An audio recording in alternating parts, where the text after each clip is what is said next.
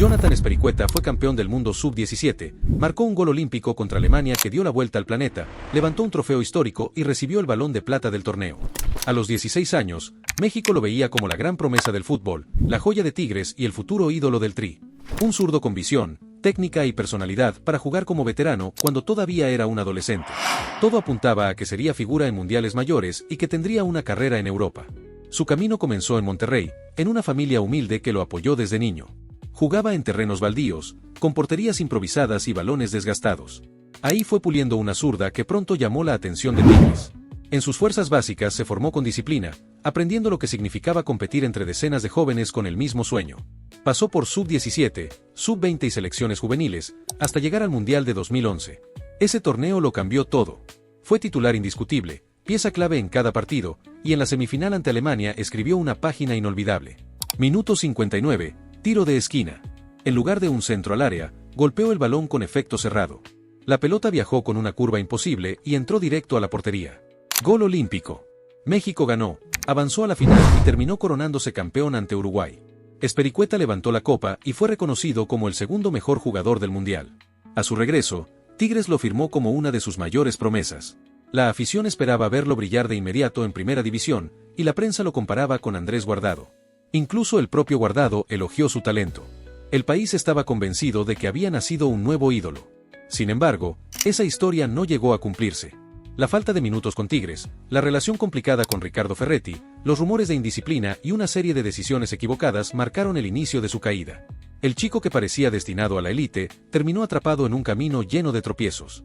Tras aquel Mundial sub-17, parecía inevitable que Jonathan Espericueta se convirtiera en la nueva estrella de México. Tigres lo tenía como su joya, pero los minutos en primera división nunca llegaron.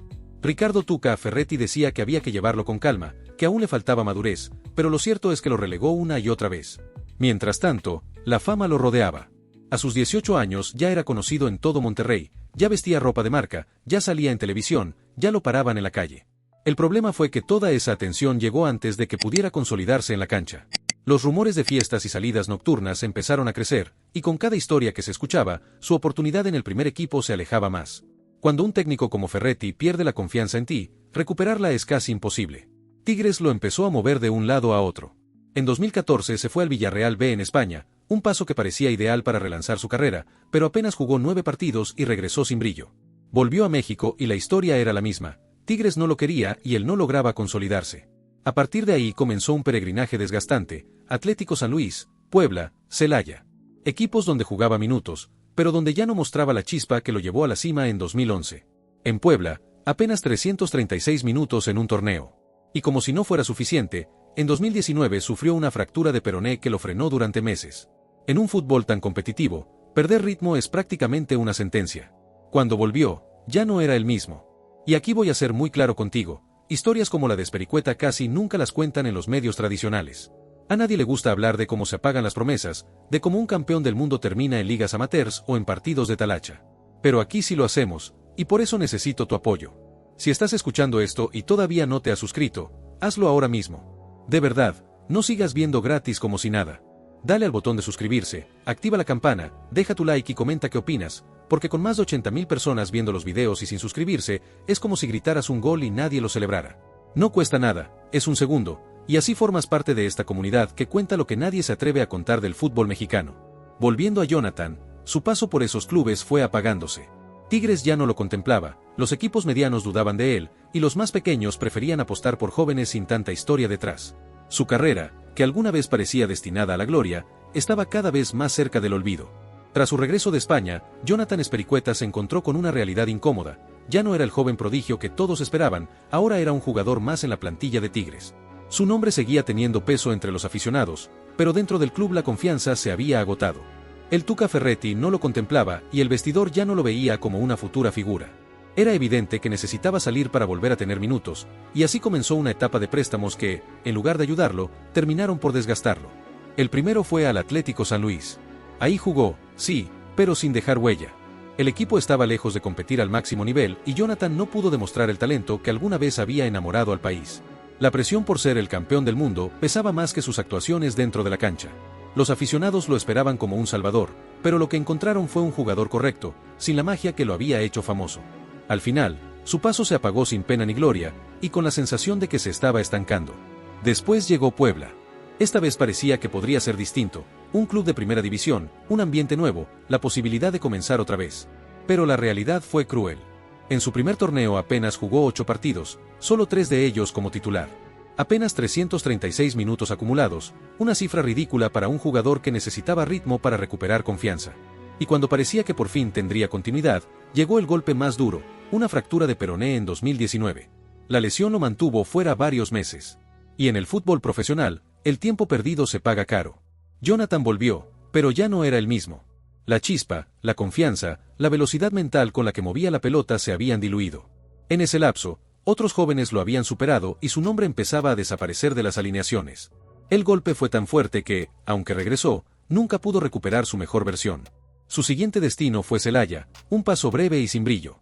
Jugaba, sí, pero en un contexto muy distinto, estadios pequeños, poca atención mediática y una sensación constante de que su carrera se estaba alejando de los reflectores. Lo que alguna vez fue una joya nacional ahora pasaba inadvertido en partidos de segunda división. Sus goles y asistencias eran tan escasos que podían contarse con los dedos de una mano. Lo más preocupante era que cada camiseta nueva parecía pesarle más. En lugar de ser un impulso, cada cambio de equipo se sentía como un retroceso. Y en el fútbol mexicano, cuando tu carrera empieza a bajar escalones, las oportunidades de regresar a la élite se vuelven mínimas. Así, poco a poco, Jonathan pasó de ser la joya de Tigres a un jugador del montón en equipos que apenas peleaban por no descender. Y hay algo que mucha gente no sabe. Fuera de la cancha, el golpe psicológico fue devastador. Cuando vienes de un Mundial Sub-17, de las portadas, de los elogios de figuras internacionales, jugar frente a 3.000 personas en un estadio vacío es como despertar de un sueño a una pesadilla. Espericueta lo vivió en carne propia. Esa diferencia de ambiente mata la motivación, y lo fue hundiendo aún más. El propio entorno lo señalaba. Entrenadores que lo dirigieron en esos años aseguran que la falta de disciplina lo perseguía, que no lograba comprometerse al 100% con la rutina del futbolista profesional.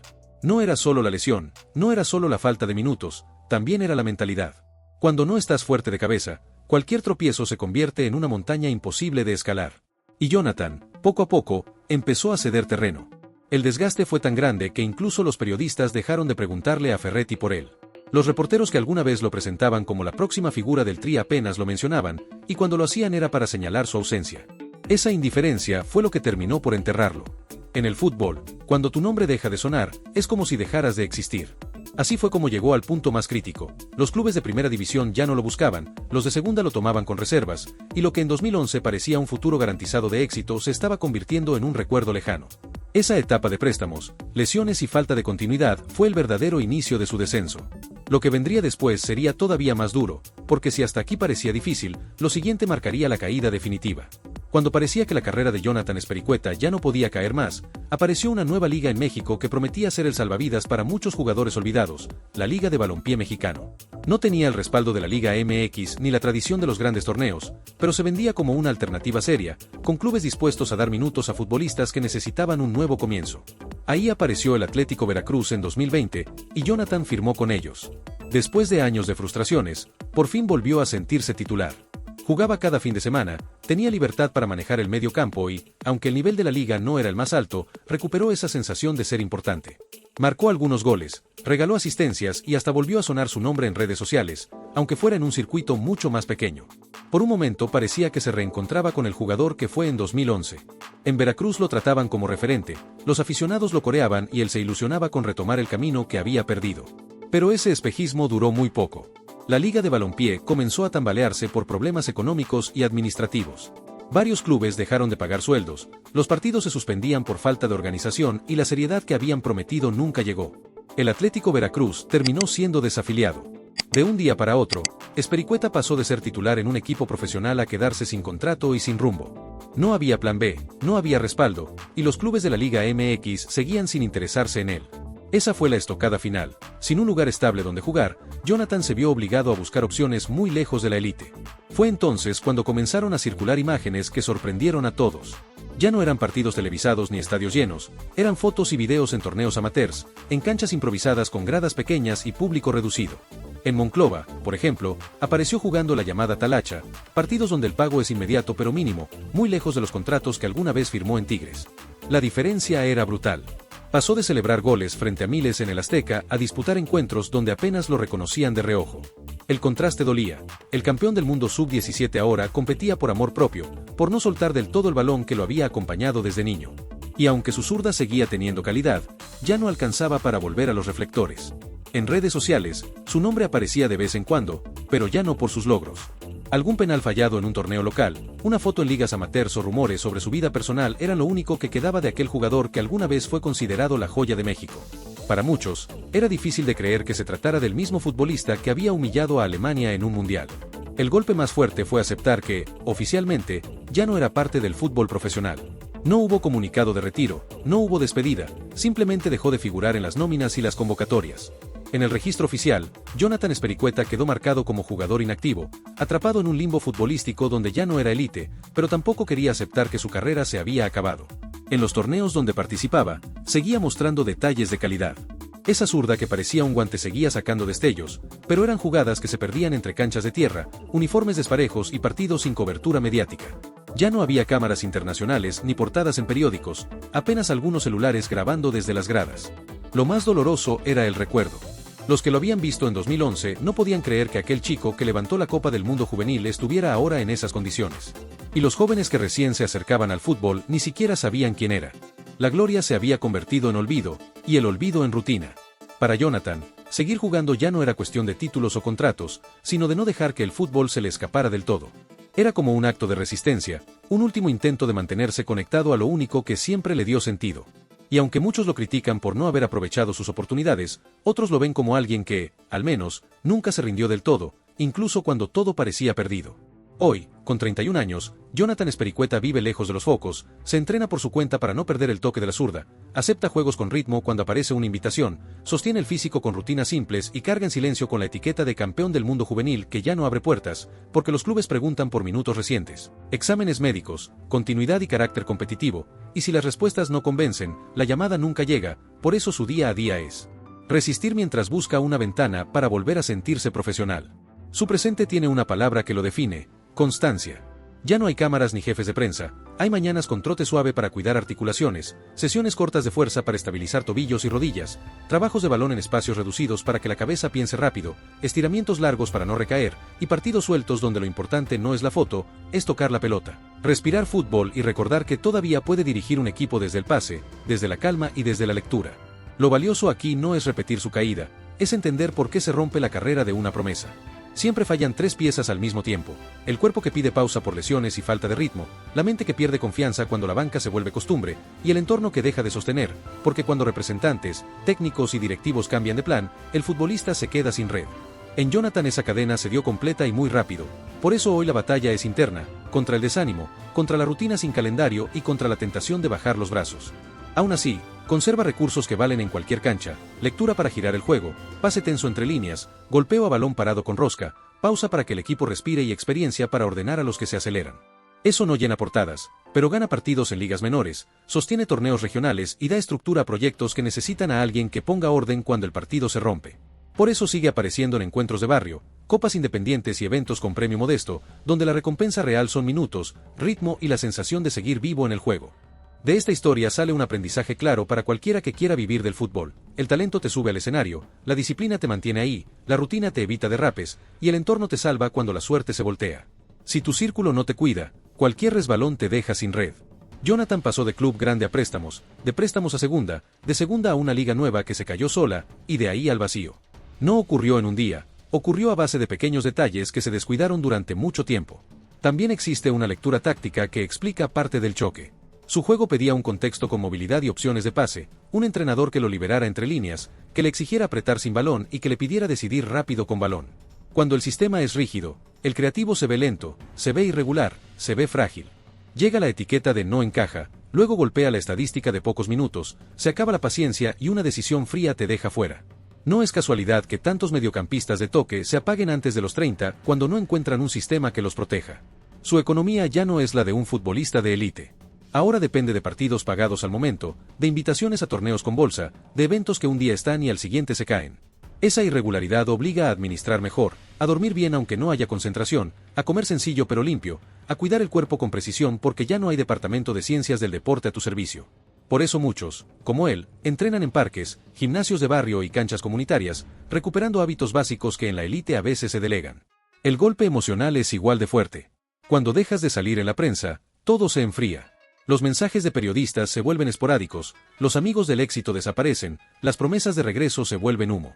Para no hundirse, el jugador arma metas pequeñas: recuperar el golpeo a puerta, mejorar la resistencia, eliminar molestias crónicas, estirar mejor, dormir más, volver a disfrutar un pase filtrado que rompe líneas. Esa suma de objetivos mínimos mantiene viva la llama incluso cuando el teléfono no suena. Si mañana le ofrecieran una ruta real para reinsertarse, tendría que pasar por ligas puente que sí sean vitrina, no espejismo. Ligas de expansión, circuitos de Centroamérica, USL en Estados Unidos o CPL en Canadá, lugares con scouting constante y necesidad de mediocampistas ordenadores. Desde ahí, construir de abajo hacia arriba, contrato corto, cláusulas por rendimiento, métricas simples y objetivas de minutos, pases clave, pelotas detenidas y recuperación tras pérdida. Números claros que convenzan a un director deportivo sin necesidad de recuerdos de 2011. Para quien está escuchando, aquí va un premio práctico que casi nadie dice en público: la carrera no muere de golpe, se apaga en detalles mínimos, 5 minutos tarde a una charla, 2 sesiones flojas, una semana comiendo mal, una noche de exceso, y cuando sumas todo ya perdiste el sitio. Si tienes talento y sueñas con llegar, cuida lo pequeño, protege tu descanso, selecciona tus amigos, diseña un plan y cúmplelo aunque nadie te mire. El fútbol premia a quien convierte hábitos en ventaja. Y ahora te hablo directo, sin rodeos. Si llegaste hasta aquí es porque valoras este trabajo y porque te importan estas historias que casi nadie cuenta. Suscríbete ahora mismo, no lo dejes para después. Tu clic nos permite investigar más, conseguir datos que otros esconden y traer testimonios que explican por qué se pierde una carrera y cómo se puede recuperar. Dale like para que el algoritmo no entierre esta investigación y comenta el próximo nombre que quieres que destapemos. Con tu apoyo vamos a documentar más casos, revisar archivos, tocar puertas y contar el fútbol como es, no como lo maquillan.